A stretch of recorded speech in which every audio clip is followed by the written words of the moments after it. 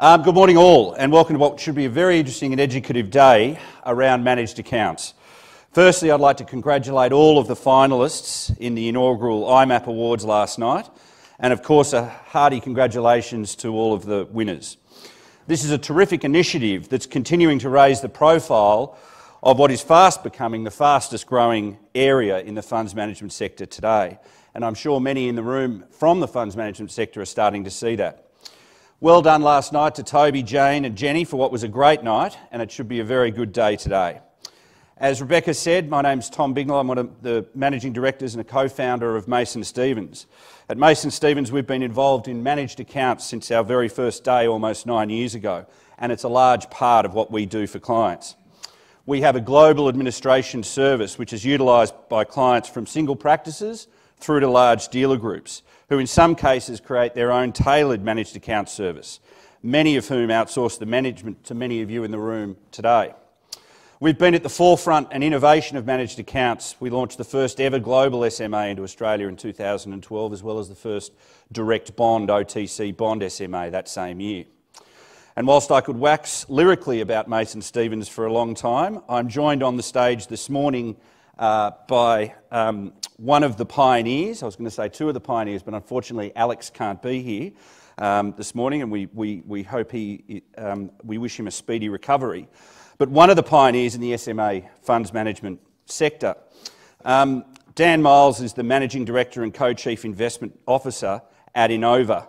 Dan has led Innova since 2010 and is responsible for all of Innova's managed account portfolios. He oversees the company's quantitative modelling processes based on Innova's investment risk. He's the responsible manager for Innova Private Wealth. Dan, prior to his role at Innova, held investment research positions with Genesis Wealth. Please join me in welcoming Dan to the stage. We're going to run a panel session between Dan and myself on how you can use managed accounts to ensure the promises you have made to clients can actually be kept. We encourage very much that this is an interactive session, so I'll pause at certain points and come to you if you have any questions or on anything that we've been talking about to us to go into more detail, or on anything that you have. Dan, welcome. Thanks, Tom. You've run managed account service for a number of years. What was your genesis, excuse the pun, for setting up a managed account service to manage Innova's money rather than the historical fund of funds that people had used in the past? It's actually an appropriate pun because it was at Genesis that the initial concept kind of came up. Back in around 2006, I was getting a lot of phone calls and having conversations with advisors about SMAs, and at the time it was about direct equity SMAs, and it occurred to me, I kind of looked at it and thought, hang on, this is essentially the same sort of structure as an Australian equity fund, but without the fund. So you're still outsourcing professional management, but the underlying assets are being held on behalf of the client, but the advantage is that the client can see what they're owning in the underlying, and that potentially provides some level of flexibility and transparency. But why does it have to be Aussie equities only? And no one could really answer me that question at the time. So for the next couple of years, it kind of mulled around in my head that this doesn't make sense that it should just be Aussie equities. This surely can be multi-asset and could be done at a whole of practice level. And in fact, if we could do it at multi-asset at a whole of practice level, it should provide some level of flexibility, because the flexibility angle actually came to me. My now wife, she was my partner at the time, was working at Ernst & Young, and she had this enormous no buy, no sell, no trade list of stocks and managed funds that she and nobody in her family was able to operate on. And I thought, well, the problem with the traditional fund-of-fund structure, the advantage of it was that advisors could outsource to professional managers and spend their time concentrating. And Toby, I'm sorry, there's one thing I will disagree with you. As an investment manager, where you say the investment piece largely is the most important bit, I would actually flip it on its head and say I actually think the advice bit is by far the most important bit. The investment piece is just the tail end of the dog. So It's a good thing to say to a room of fund managers. Yeah, well, and being one myself. Where was I going with that? I looked at this no buy, no sell list and thought, well, surely if the advisors outsourcing to professional management made a lot of sense. Yep. But there was a problem with this whole single line item. You know, if you're in a single balance fund, you've just got the single line item. You don't know what's in it. And there's no level of flexibility. Clients couldn't have any kind of tailoring on their behalf. And we know that advisors were running model portfolios specifically for that reason. Clients could have a greater level of transparency and advisors could provide a level of flexibility.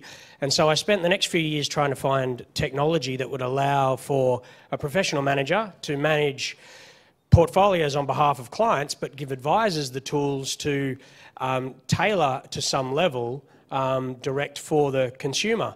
And what amazes me is, to this date, the platform providers in the room will agree with me that that tailoring where advisors can use that rules, preferences and constraints component is probably the most underutilised level of flexibility that the execution mechanisms and platforms provide to this day. But I think that will actually become more and more a real strength of the managed account place. But that's kind of the genesis of where it all came from.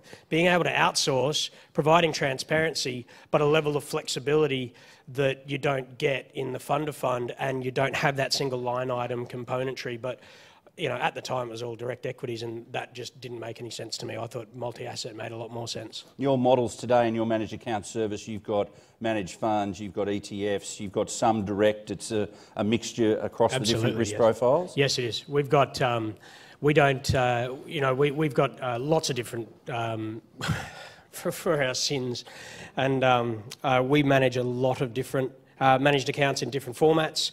And yes, we don't bias to one particular area and say, right, we will only run a managed account of managed funds, or we'll only run a managed account of direct equities, or we'll only run a managed account of ETFs. We do have some managed accounts where we'll only run listed securities. Yep. But they can be anything that's listed. That's right. Anything that's on the ASX. Right.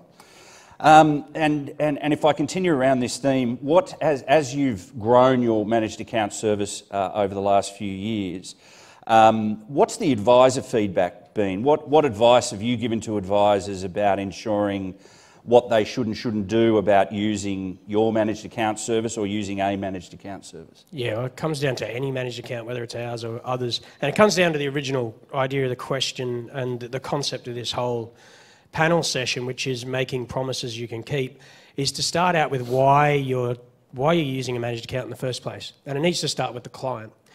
So what is it you're trying to achieve? If you're trying to, you might be utilising managed accounts because you want to get a greater level of efficiency in your practice so you can give a better level of service to your client. Or it may be that managed accounts might lead to a lower cost to the client, or you might be able to get a more uniform result on behalf of your clients. Creating that scalable investment solution that as opposed to, yep. I mean, people in the room that were managing model portfolios throughout the GFC would know that there were decisions that were made where they try to execute changes in a portfolio because they knew that there was a problem, but they would have to contact clients and wait for replies to come back, and then you'd go through a client list of 150 and you're like, wow, who do I contact first? And that's obviously why managed accounts is great. So if you, my point to all advisors, whether they utilise Innova or not, is why are you using a managed account to begin with? Start with the client first, and if you're doing something that's advantageous for the client first, it's pretty hard to stuff it up from there. Once you do that, work your way back. If it's to get an increased level of transparency and lower cost, okay, let's work on that and figure out a way to fill that mandate and execute on that. If it's to get greater efficiency so you can increase your level of service, okay, how do we execute on that? Really start with the client and figure out what it is you're trying to achieve there, because if you do that, that's how you can then provide, that's how you write, for lack of a better term, the mandate and the promise to the client up front so that you can make sure you can actually deliver on that, Yeah. which is, you know, the whole point of this panel session, right? Yeah, that's right. I mean, one of the things that because we've got the infrastructure to allow people to run managed accounts, not manage the money the way that you do. One of the things that we talk to advisors about, which is critical as you move into the managed account service or start running one or looking at using one, is really about that communication strategy that goes back to the client.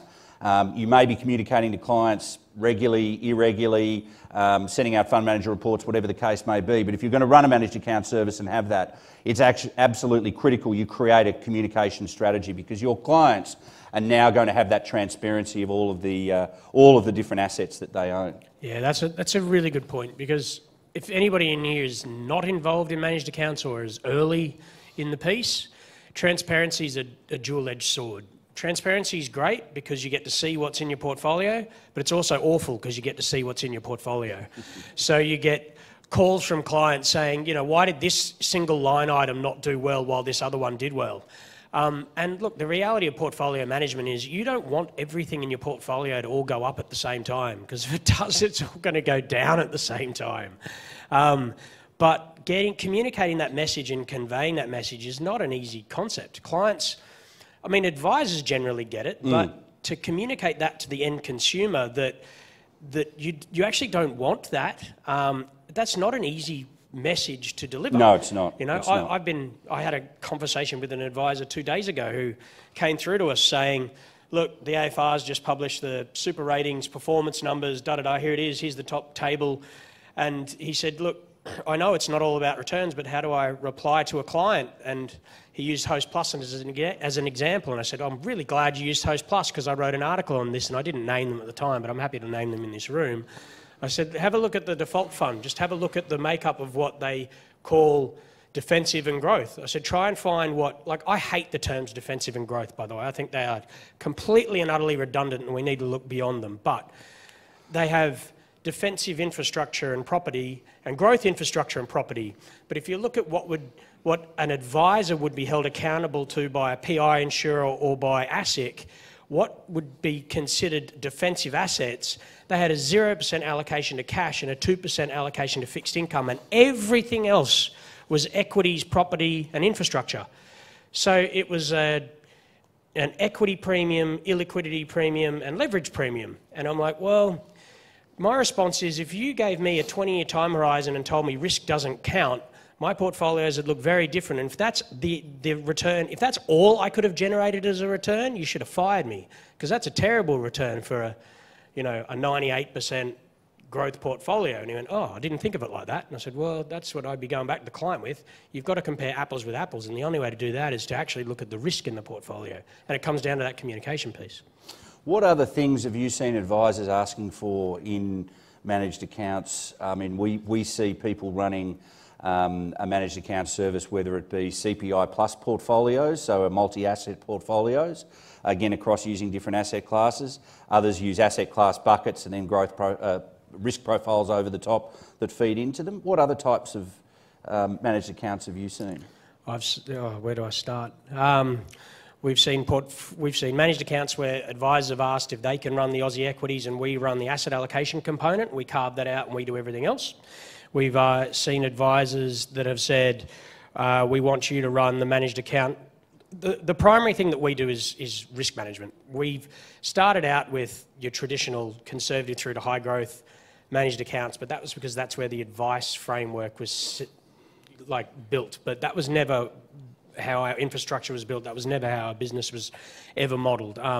We build portfolios based around risk benchmarks, which essentially have no asset class benchmarks, because we're trying to manage to a particular amount of risk in a client's portfolio, because we think it's risk and being exposed to risks that clients can't tolerate that derail them from the advice process, and it's the advice process that is going to get them to their goals long term. Yep. So we've seen advisors come to us and say, right, we really love extra transparency, and we want, within the portfolio, we're happy to outsource to you holus bolus 100%, but we want you to have in the Aussie equities an SMA component so the clients can see the underlying equities. Because throughout the GFC, it was really valuable for me to be able to sit in front of the client and say, look, you've got Woolworths in your portfolio, you've got CBA in your portfolio, you've got blah, blah, blah. Don't look at the capital value fluctuation. You know those companies are going to be there in 10 years' time. Then we got other advisors who said, I hate a direct equity SMA in my portfolio because of the small parcel sizes, because it's only part of a bigger portfolio. Get them out. We've had advisors say, I want 100% listed things in the portfolio, which I think is primarily driven by their accountancy leads that they're getting who are feeding their pipeline of clients. So I'm a little bit sceptical as to where that came from, but I've seen... One of the challenges, if you want all listed, of course, if you're going across asset classes, you've got an Aussie equity portfolio that might have 30 stocks, which is pretty diversified across large, mid-cap. Then you might have an international direct equity portfolio that might be, again, 30 stocks across the globe. You're starting to get, there's 60, maybe 65 stocks before you've even got to other components like fixed income and so forth. And, a $100,000 portfolio, client's going to get blown away by all of that. So you've got to mix and match a little bit there. Yeah, and you need to be careful. We're talking about, making promises you can keep. People have said to me, I need you to get on your cash, I need you to be able to get a cash return that's about 1.5 above cash. I'm like, hang on, you want me to take cash-like risk and get 1.5 above cash on cash? Yes, that's what I need you to do. Okay, cool. Let me go and find a unicorn around the corner as well. I was about to say that's the abracadabra trade. Yeah. Let me just pull a rabbit out of my hat. So that's a promise I can't keep. I'm sorry, I can't do that. So I've heard, there's not a whole lot we haven't been asked. In terms of promises you can keep, what do you think as people go to set up a managed account service? What do you think the initial steps are? I know that we talk to a lot of people. It's about how they start, how they get going. How do you see the first 2 or 3 steps in the journey for an advisor? The first thing, if they speak to us, the first thing we do is say to them, like I said at the beginning, what is it you're trying to achieve and why are you going down this path? Yep. We try to assess, and in fact, we actually use that as part of our due diligence as to whether we want to work with the practice or not. If the starting point is we want to go down this path because we think it's a way that we can make margin, we generally go, right, you're not somebody that we are going to be working with going forward. If their response is, we think this is a more efficient way to be able to get results for clients, we want to get a lower cost to our client, we want to get a better overall result. If it's generally a client-centric answer in some way, shape or form, okay, that's a good start. Let's start there. Let's figure out what it is. So that's step 1. Step 2 is how are we going to execute it? So we often help people execute. By execution, I mean which kind of platform are you going to choose? Innova operate our portfolios on various platforms. We're not on just one. Mason Stevens, NetWealth, Hub24. We're really happy with the platform partners that we've worked with. We're really hopeful we'll be working with Macquarie very soon as well. They do a great job, but their jobs are different. I mean, they offer different services for different client bases. So we sit down with the advice practices and say, what is it that you value and what is it you need from your execution mechanism? Because, they all have their strengths and weaknesses. And so what is more appropriate for your client base based on what it is you're trying to achieve? Then we sit down with them and say, okay, what are you trying to do from an advice perspective? How does your advice framework work? How can we help you with your conversation with clients? The very last bit is, all right, cool. Now let's look at how we actually fund those goals. How do we actually fund those goals through investing money with financial assets? That's kind of the last step in the puzzle, and that's where we step in. That's where our real expertise sits. But like I said, the advice bit is the first bit, and we're kind of the arse end of the dog. Yeah, which is not a nice way to put it. But they have to get to that point. Certainly what we say to advisors is you've got to work out how you're going to manage the money, who's going to manage the money, because only once you work out and determine who's going to manage the money, you can determine how you're going to execute the management of that money. So, who is your investment partners really should be part of that first process, and then you go and find an execution platform, administration service, whatever the case may be after that. It'd be remiss not for us to talk a little bit about any downsides that we see in managed accounts, because whilst we're all managed account very favourable to managed accounts. We do see risks and downsides to it. But before we get on to that, are there any questions in the audience? Does anybody have any questions for Dan? Sir? Any illiquid alternatives? So the question was, do we use any illiquid alternatives on the platform? We don't use any illiquid assets in any of our managed accounts at the moment. That's not to say that we wouldn't if we could. It would depend on the client mandate. There's one client I've got in mind at the moment where they specifically target 40-year-olds and under. And so for their super assets, if it made sense, if they were attractive enough, you know, I'm not averse to investing in illiquid assets, not all the time and not at any price. I'm certainly not averse to it, but it comes down to that becomes part of the execution mechanism question, because not all platforms can necessarily administer things that are less than daily priced, or they can administer things that are less than daily priced, but they may have trouble with rebalancing if things take more than T+3 to settle. Because there's other things in the portfolio and they may not be able to isolate that particular item, and those other components can't necessarily rebalance. And so that becomes part of that conversation when we're talking about what's the appropriate mechanism that they should execute on. I'm not averse to it, but at the moment we don't have any in the portfolios. But when it comes to illiquids, yeah, you know, I'm agnostic. Kind of like the active versus passive thing. I'm agnostic. I think, you know, I don't take a bipolar view on any of these sorts of things. It can be a challenge. It can be done, but it can be a challenge. You've got to watch it carefully. Any other questions? Just a similar question, Dan. You see much demand for assets that can be shorted as well, so having a long-short strategy in each sleeve of asset allocation? Do we see much demand for long-short strategies? Yeah. We use some long-short strategies. There hasn't been much demand for the ability to short directly. However, that's one of the limitations of managed accounts which could potentially overcome. In fact, Tom was about to talk about shortcomings of managed accounts. One of the things, like, there are pros and cons to everything, right? Managed accounts are not a panacea.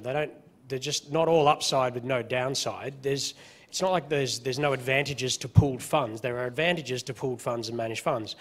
One of those is the ability to be able to run capital light components. So if I'm running a portfolio at the moment and I've got an allocation to managers that have a long bias, and I may like the managers themselves, but I may want to reduce the actual overall beta in the portfolio.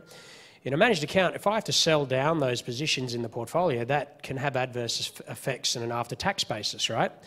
But if I want to reduce the beta in the portfolio, if I'm in a fund, I could potentially use futures to strip that beta component out. Don't necessarily have to short stocks. I could use futures contracts. That's one of the shortcomings of a managed account at the moment. Disclosure, I may be looking at ways of getting around that. So I'm not sure it's going to be a limitation in the future. There hasn't been Can I answer for 1 second, just from a platform perspective, because we've been asked many times over the years, can we run a long short? We actually, with the first global SMA, we had a manager who ran at Caledonia, who a year and a half into our journey together went long short, and we couldn't do it anymore. The problem with running a long short, you know, you can do it, but to run an effective long short strategy, you must have a prime broker at the back end so that your shorts, you know, you can use the collateral of your longs against your shorts, and prime brokers won't deal with retail clients because the biggest challenges we saw through the GFC is that they can lose everything. So prime brokers won't deal with retail clients. We don't think retail clients should go into that environment where all of their assets could be lost if the bank defaults or anything like that, and we have had banks default, obviously we saw. So that's the biggest issue for just running an SMA style long short. Have you seen much demand for it though? Because the short answer is I haven't seen a huge amount of demand. We for have. it. We've been asked. Yeah. Yes. Okay. So you have seen a lot. Yeah. Okay. No other questions. Just a couple more points. We're talking about the downsides. You just touched on it. So there are some issues around. You know, long short's a great example. One of the things that we see is when people, as I sort of touched on before, everybody wants to go all direct. and you have an Aussie long portfolio of large caps, then you have an Aussie short portfolio, you might be up to 50, 60 stocks, then you put international and suddenly you can overstock it. What other downsides do you see that? Oh, well, obviously, as I mentioned before, the transparency thing. And not everything is... Which is a double-edged sword. Which is a double-edged sword, is that right? You know, some clients love transparency and some hate it. Some want to see a consolidated portfolio, some want to see everything that's in there. There's that, there's what we were talking about before, potentially the inability to run things that are capital light. Another example is foreign exchange that you could probably talk to, Tom. If I have a mandate to run listed only portfolios and I may want to buy an ETF that happens to be in a currency that I don't like. I like the underlying exposures, but I don't like the currency, and I want to strip the currency out. It's very difficult to hedge that currency out in a managed account structure. Yes. You know, if you're in a pooled structure, it's very easy to be able to strip that out. I mean, you could talk to that given the multi-currency nature of... Yeah, I mean, we'll kind of get around... That's a tricky one if you're buying an ETF in a currency, but you don't want to have exposure to that currency. I mean, if you're buying an ETF in the US, for example, an S&P 500 ETF, you know, we're able to leave it in US dollars, or if you sell it, you can leave it in US dollars. So you're kind of hedged that way. So, but yeah, interesting. Yeah, so that's another one. So, you know, you may not like the euro, you might not like the yen, or you may not like the US dollar, or whatever the case may be. So they're not a panacea, right? They don't solve all problems, but I think the pros outweigh the cons.